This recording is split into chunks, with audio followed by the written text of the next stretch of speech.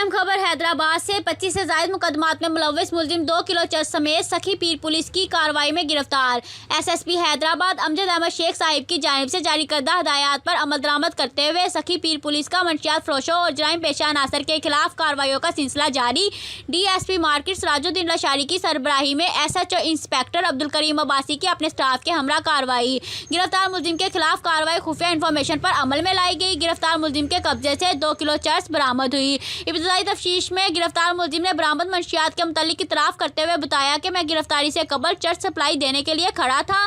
गिरफ्तार मुलजिम के मुतल्लिक मजीद मालूमात और क्रिमिनल रिकॉर्ड के मुताबिक मुलजिम इससे कबल भी हैदराबाद के मुख्तलिफ थाना जात में मोटरसाइकिल चोरी, डकैती, पुलिस मुकाबले, मंशियात और गैर कानूनी असलहा के 29 मुकदमात में चलानशुदा है, जिसकी तफसील मुंसलिक की जा रही है। गिरफ्तार मुलजिम की मोटरसाइकिल नंबर नामालूम मेकर एक्सप्रेस रंग काला पुलिस तहवील में ले ली गई। गिरफ्तार मुलजिम के खिलाफ नार्को टैक्स एक्ट के तहत मुकदमा दर्ज कर दिया गया।